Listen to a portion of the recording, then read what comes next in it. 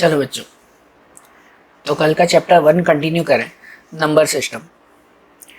एक थोड़ा सा रिवाइज कर ले पहले कि कल हमने नंबर सिस्टम में नंबर्स के अलग अलग क्लासिफिकेशंस देखे थे, जिनमें सबसे पहले देखा था नेचुरल नंबर्स, 1 2 3 से शुरू होने वाले नंबर्स इनफाइनाइट नंबर्स तक। दूसरे देखे थे होल नंबर्स, जिसमें 0 से शुरू होने वाले नंबर्स 0 1 2 3 4। फिर देखे थे इंटीजर्स, जिसमें नेगेटिव नंबर, पॉजिटिव नंबर्स और ज़ीरो इंक्लूड होते हैं। फिर देखे थे रैशनल नंबर्स, ये हमने नए देखे थे।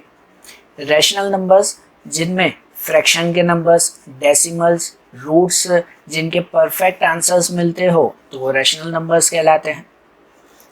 फिर देखे थे इर्रेशनल नंबर्स, वैसे ही डेसिमल, फ्रैक्शन, रूट्स उनके नंबर, लेकिन जिनके परफेक्ट आंसर्स पूरे आंसर्स ना मिलते हो, जैसे हमने देखा था ना रूट 27, जिसका पूरा आंसर ना मिलता हो तो वो इर्रेशनल नंबर्स कहलाते हैं। और फिर आखिरी में देखे थे रियल नंबर्स, इन सभी नंबर का इंक्लूड जिसमें हो जाता हो, सबके सब नंबर्स जिसमें इंक्लूड हो जाते हो वो आते हैं हमारे रियल नंबर्स। याद है ना, कल हमने ये सब नंबर्स का क्लासिफिकेशन समझा था। इसके अलावा हम लोग रैशनल नंबर्स के बारे में समझ रहे थे, तब हमने रैशनल नंबर्स के बारे में ये बात समझी थी कि जब कोई दो इंटीजर्स हो या कोई दो रियल नंबर्स हो, तो कोई भी दो नंबर्स के बीच में इनफाइनाइट रैशनल नंबर्स मिलते हैं। Infinite rational numbers between any two numbers. याद है ना, कल हमने समझा था कि कोई भी दो नंबर्स के बीच में इनफाइनाइट रैशनल नंबर्स हमें मिलते हैं। ठीक है, और हमने एक्सरसाइज 1.1 समझी थी। तो आज हम लोग दूसरी एक्सरसाइज शुरू करें, एक्सरसाइज 1.2। उसी टॉपिक्स जो रैशनल इर्रेशनल नंबर्स थे उन्हीं के अकॉर्डिंग देखें। तो सबसे पहले पहला क्वेश्चन देखें जो ट्रू और फॉल्स है। ट्रू और फॉल्स में पहला दिया हुआ है every irrational number is a real number. Every irrational number is a real number, कि हर इर्रेशनल नंबर वो रियल नंबर होता है। ट्रू और फॉल्स, ट्रू और फॉल्स, तो ये ट्रू कहलाएगा, क्योंकि एवरी इर्रेशनल नंबर, हर इर्रेशनल नंबर वो रियल नंबर कहलाएगा, क्योंकि रियल नंबर्स में सभी नंबर्स इंक्लूड हो जाते हैं। हमने अभी देखा कि रियल नंबर्स के अंदर rational, irrational, whole number, natural, integer सब इंक्लूड हो जाते हैं।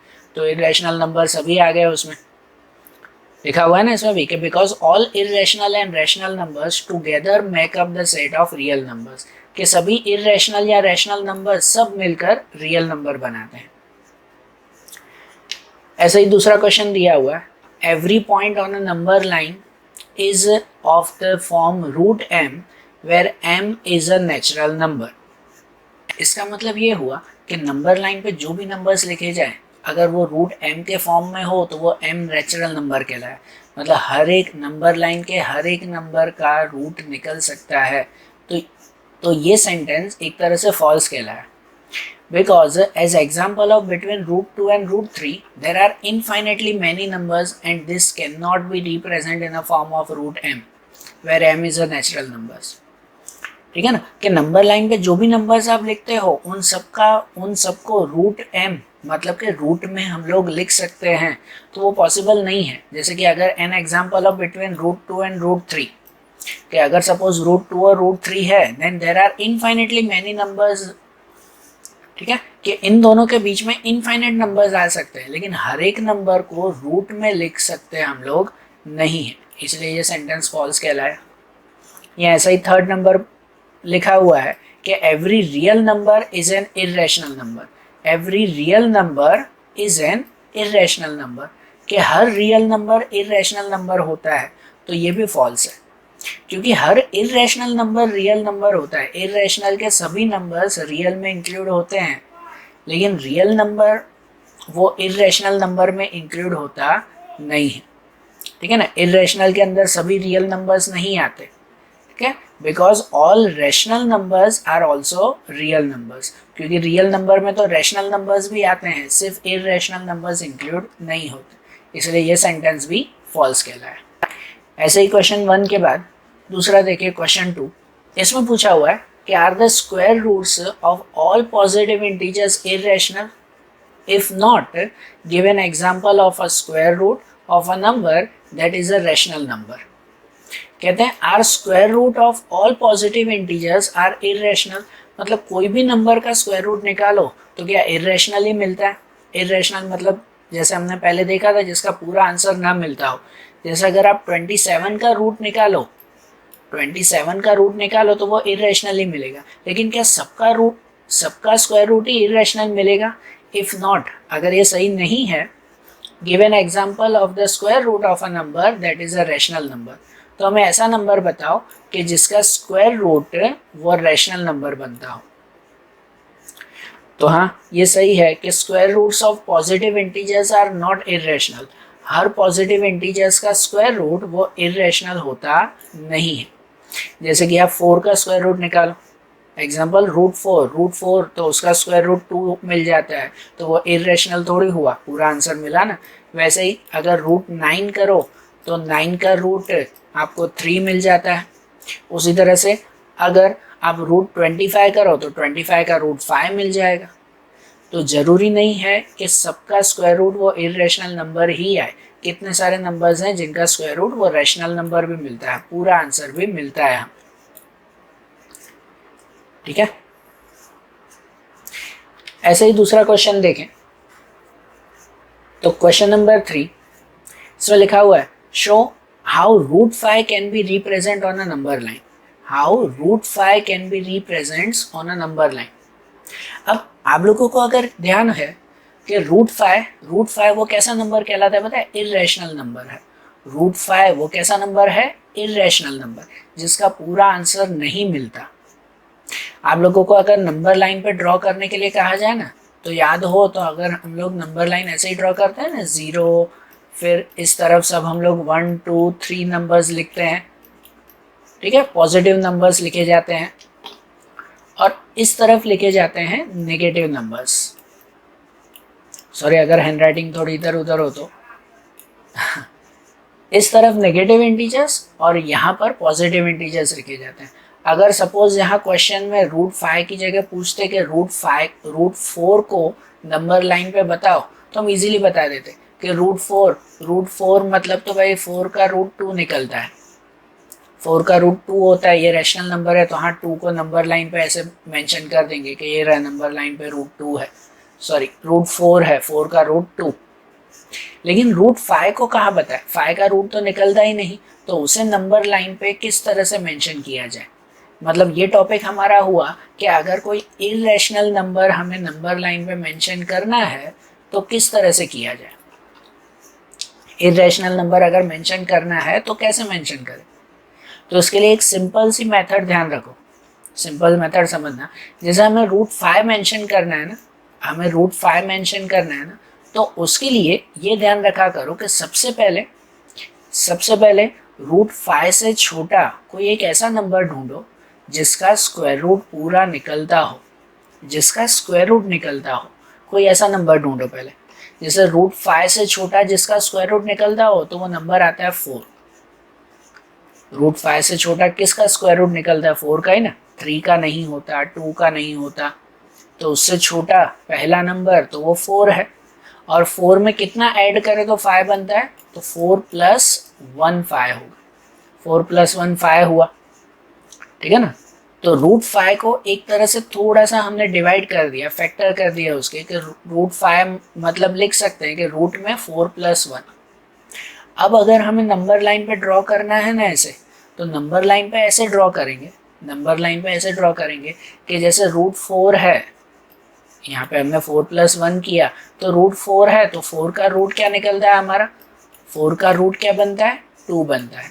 तो सबसे पहले हम लोग 2 इंच की एक लाइन ड्रॉ करेंगे, 2 यूनिट्स 2 इंच की एक लाइन जो है वो ड्रॉ करेंगे। यहाँ जैसे ड्राइंग में पहले ही बनी हुई है कि यहाँ पर 0 से 2 तक 2 इंच की एक लाइन ड्रॉ करेंगे, ठीक है। उसके बाद दूसरा नंबर है 1, तो 1 का स्क्वायर रूट निकलता है 1 का स्क्वायर रूट 1, तो यहाँ पर हम लोग वर्टिकली एक 1 इंच की लाइन ड्रॉ करेंगे।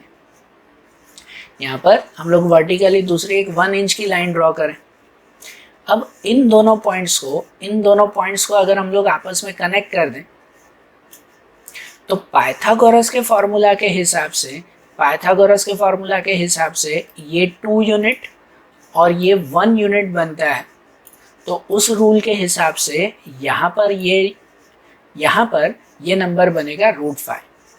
ये 2 और 1 के हिसाब से ये कितना आएगा √5। एंड देन अगर इसका हम लोग आर्क बनाए, अगर इस पॉइंट का हम लोग आर्क बनाए, जैसे कि आप पॉइंट ए पर अपना वर्तुल रखकर उसका दूसरा पॉइंट सी पर रखें, वर्तुल का एक पॉइंट ए पर और दूसरा पॉइंट सी पर रखकर अगर हम लोग एक आर्क बनाए, तो वो आर्क जहाँ पर जॉइंट होती हो वो हमारा बनेगा पॉइंट √5। मतलब अगर हमें √5 को नंबर लाइन पे ड्रॉ करना है तो हम लोग ऐसे ड्रॉ कर सकते हैं कि √5 से छोटा नंबर 4 + 1 हमने तैयार किया, जिसके स्क्वायर रूट निकलते हो वैसे, ठीक है ना। 3 + 2 यहाँ नहीं लिख सकते क्योंकि 3 और 2 दोनों का स्क्वायर रूट नहीं निकलता, तो 4 + 1 हमने तैयार किया। 4 का स्क्वायर रूट 2, तो सबसे पहले 2 इंच की यहाँ पर लाइन बनाई। दूसरी तरफ 1 का स्क्वायर रूट 1, तो यहाँ पर 1 इंच की लाइन बनाई। इन दोनों को कनेक्ट कर दिया, इन दोनों को स्केल से जोड़ दिया और फिर वर्तुल से यहाँ पर सी पर रखकर एक आर्क बना दी। ये आर्क जहाँ पर जॉइंट होती हो, ये आर्क नंबर लाइन पे जहाँ आती हो, वो हमारा कहलाता है √5, ठीक है ना।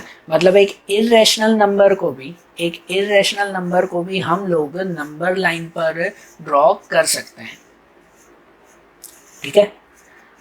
आया ध्यान। अब दूसरा देखें हम लोग, दूसरा एक पॉइंट देखें। तो अब दूसरी एक्सरसाइज शुरू करें, लेकिन उससे पहले एक पॉइंट समझते हैं, कुछ एक थियरी समझे हम नेक्स्ट टॉपिक की। तो डेसिमल्स के बारे में समझें। डेसिमल्स मतलब पॉइंट वाले नंबर। कोई भी फ्रैक्शन नंबर्स हो, जैसे कि 1/2 होता है, तो 1/2 होता है तो 1 को डिवाइड बाय 2 करो तो हमें पता है कि उसे हम लोग लिख सकते हैं 0.5। तो ये जो 0.5 पॉइंट में जो नंबर लिखते हैं हम लोग, ये नंबर हमारा क्या कहलाता है, डेसिमल्स कहलाता है। इन डेसिमल्स के कुछ टाइप्स हैं जो अभी हमें समझने हैं। जैसे कि डेसिमल में सबसे पहला टाइप आता है टर्मिनेटिंग डेसिमल। डेसिमल में पहला टाइप आता है, वो आता है टर्मिनेटिंग डेसिमल। टर्मिनेटिंग डेसिमल वो कहलाता है कि जब भी आप कोई फ्रैक्शन को डिवाइड करो और आखिरी में रिमाइंडर अगर 0 आता हो, मतलब जिसका पूरा ऊपर आंसर मिल जाता हो और आखिरी में रिमाइंडर 0 रहता हो, तो ऐसे डेसिमल को हम लोग टर्मिनेटिंग डेसिमल कहते हैं। देखो, जैसा अगर हम लोग कोई नंबर का डिवाइड करते हैं, जैसे कि यहाँ पर 7.0 मीन्स 7 डिवाइड बाय 8 अगर करें, तो 8 पहले 7 से तो वो डिवाइड होगा नहीं, सो 0 पॉइंट, तो यहाँ पर भी 0।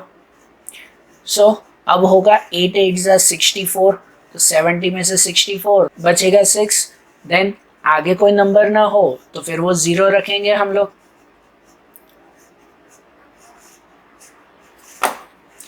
आगे कोई नंबर ना हो तो फिर 0 रखेंगे। अब हुआ 60। अब 8 को 7 से डिवाइड करें, 8 7 ज़ा लिखें अगर, तो 8 7 ज़ा 56। 8 को 7 से मल्टीप्लाई करें तो 8 7 ज़ा 56, फिर बचेगा 4, फिर 0, तो अब 40 हो गया। 8 5 ज़ा 40, तो नीचे रिमाइंडर आ गया 0। तो ये कंप्लीट हुआ, अब इसके आगे डिवाइड नहीं होगा। तो जो कंप्लीट डिवाइड होता हो, जिसमें रिमाइंडर 0 रह जाता हो, तो उसे हम लोग कहते हैं टर्मिनेटिंग डेसिमल। ये डेसिमल के बस अब 5 के आगे कुछ नहीं होगा, तो ये डेसिमल कौन से कहलाते हैं, टर्मिनेटिंग डेसिमल कहलाते हैं। जैसे 1 डिवाइड बाय 2 किया तो 0.5 आया, 7 डिवाइड 8 किया तो 0.875 आया। ये डिवाइड या ये डेसिमल्स कहलाते हैं टर्मिनेटिंग डेसिमल। उसी तरह से दूसरे आते हैं non terminating decimal. Non terminating decimal वो कहलाते हैं कि जिसका परफेक्ट आंसर ना मिलता हो, जिसमें रिमाइंडर हमेशा कुछ ना कुछ बच जाता हो।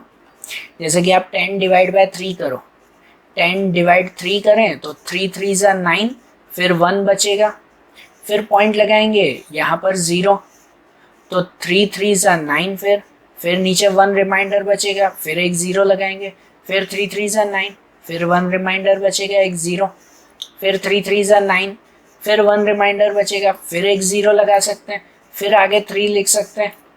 तो ये 3 3 3 3 कंटिन्यू चलता ही रहेगा, जिसका कभी एंड नहीं होगा। तो ऐसे डेसिमल्स कहलाते हैं नॉन टर्मिनेटिंग डेसिमल, जिसमें हमेशा रिमाइंडर बचता हो और कभी एंड ना होता हो। ठीक है, लेकिन नॉन टर्मिनेटिंग डेसिमल्स के भी फिर दो टाइप आते हैं। नॉन टर्मिनेटिंग डेसिमल्स के और दो टाइप बनते हैं, जिसे कहते हैं रिकरिंग डेसिमल और नॉन रिकरिंग डेसिमल। रिकरिंग और नॉन रिकरिंग, देखो डिवाइड में अलग अलग आते हैं। जैसे अभी हमने 10 डिवाइड 3 किया तो नीचे 1 ही रिमाइंडर बच रहा था और इसलिए ऊपर आंसर मिल रहा था 3 3 3 3 3। सेम नंबर्स रिपीट हो रहे थे। जिसके अंदर सेम नंबर रिपीट होते हो, जरूरी नहीं एक ही सेम नंबर, 2 या 3 या 4 5 6 कितने भी, लेकिन अगर सेम नंबर रिपीट हो रहे हो, जैसे 333 या किसी का ऐसे आता हो कि भाई 0.2727 0.272727, ऐसे सेम नंबर अगर रिपीट होते हो तो वो क्या कहलाते हैं, रिकरिंग डेसिमल्स कहलाते हैं। लेकिन अगर कोई नंबर का डिवाइड करो जिसमें सेम नंबर रिपीट ना होते हो, जैसे कि 0.142857 अलग अलग नंबर्स ही अगर आते जा रहे हो, या इसके अलावा कोई भी डिवाइड हो जिसमें सेम नंबर रिपीट ना होते हो, तो उसे कहते हैं नॉन रिकरिंग डेसिमल्स।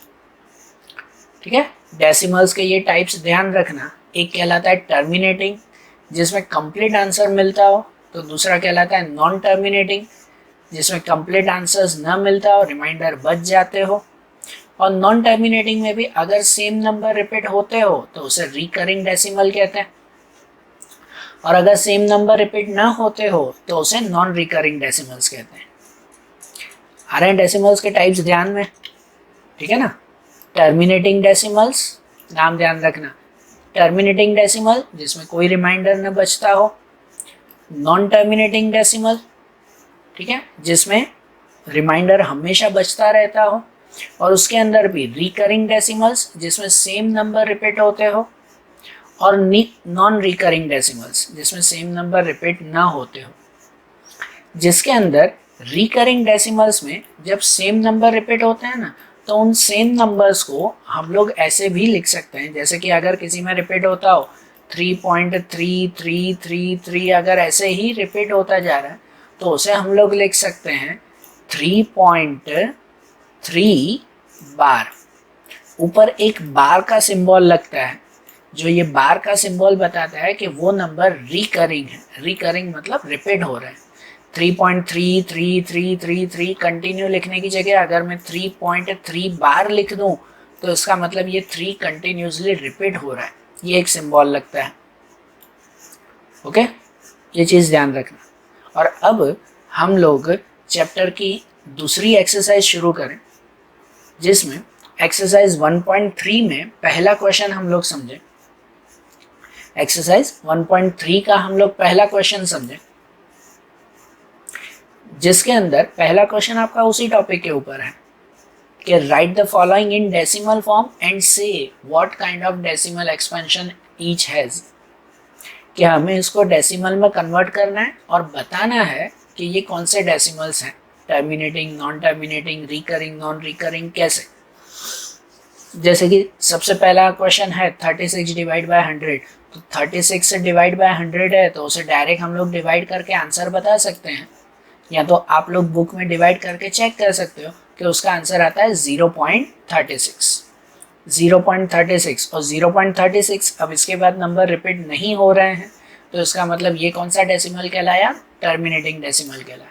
अब भले बुक में डिवाइड करके चेक करना, 36 डिवाइड बाय 100 तो 0.36, जिसे हम लोग कहेंगे टर्मिनेटिंग डेसिमल। कंप्लीट आंसर मिला उसे लिए। ऐसे सेकंड कि जैसे 1 डिवाइड बाय 11, तो 1 डिवाइड 11 जिसका आंसर मिलता है 0.09 बार। अब यहाँ पर जो ये बार की साइन दी गई है ऊपर, इसका मतलब 2 नंबर के ऊपर बार की साइन है, इसका मतलब 09 रिपीट हो रहा है।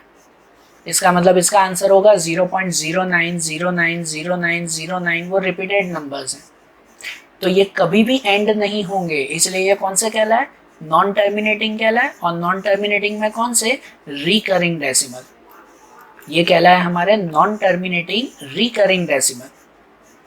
ठीक है, जिसमें ये नंबर्स कभी एंड नहीं हो रहे हैं और रिपीट हो रहे हैं सेम नंबर, तो ये नॉन टर्मिनेटिंग रिकरिंग डेसिमल कहलाए। उसी तरह से तीसरा क्वेश्चन है 4 1/8, जिसे पहले अगर इम्प्रॉपर फंक्शन में लिखें तो यहाँ पर 8 4 32, 32 + 1 33/8, और 33 डिवाइड बाई 8, तो उसका कंप्लीट आंसर मिलता है 4.125। एंड 4.125 ये कंप्लीट आंसर मिला, इसलिए ये भी कौन सा कहलाया, टर्मिनेटिंग डेसिमल कहलाया। आ रहा है ना ध्यान। इसी तरह से क्वेश्चन 4 है 3/13, तो 3/13 का आंसर आता है 0.230769 बार। यहाँ पर भी इन पूरे 6 डिजिट के ऊपर बार दिया हुआ है, इसका मतलब यहाँ पर 6 डिजिट्स रिपीट हो रहे हैं, 230769, उसके बाद फिर से 230769। आप बुक में 3 डिवाइड बाय 13 चेक करके देखो कि 230769 ये बार बार रिपीट हो रहे हैं और कभी एंड नहीं होगा इनका, इसलिए ये कौन सा नंबर्स कहलाएंगे, नॉन टर्मिनेटिंग कहलाएंगे। और कैसे, रिकरिंग डेसिमल्स, ये कहलाए नॉन टर्मिनेटिंग रिकरिंग डेसिमल। ऐसे ही 2 डिवाइड बाय 11, तो 2 डिवाइड बाय 11 का आंसर आएगा 0.18 बार। 0.18 बार, इसका मतलब ये भी रिपीटेड नंबर्स हैं, 0.18 18 18 रिपीटेड नंबर्स होंगे, इसलिए ये भी कैसे कहलाएंगे, नॉन टर्मिनेटिंग कहलाएंगे और रिकरिंग डेसिमल्स कहलाएंगे। एंड फाइनली 329/400, तो 329/400 जिसका पूरा आंसर मिलेगा 0.8225। ये भी कंप्लीट आंसर है, इसके ऊपर ना बार ना आगे कोई डॉट दिए हुए हैं कि कंटिन्यू नहीं चल रहे हैं, यहाँ कंप्लीट हो गया, इसलिए ये भी कौन सा डेसिमल कहलाएगा, टर्मिनेटिंग डेसिमल कहलाएगा। ठीक है, तो आज के पॉइंट ध्यान आए कि आज हमने 2 पॉइंट सीखे, 2 इंपॉर्टेंट पॉइंट जो आपके एग्जाम के लिए भी ज़रूरी है। एक, √5 को हमने नंबर लाइन पे देखा कि इरेशनल नंबर्स हैं, उन्हें कैसे नंबर लाइन पर हम लोग पुट आउट करते हैं, और दूसरा हमने ये डेसिमल्स के टाइप्स देखे, terminating and non terminating decimals and recurring non recurring decimals. ठीक है, अब इनके बाद के दूसरे टॉपिक्स हम लोग नेक्स्ट वीडियोस में देखेंगे। Thank you.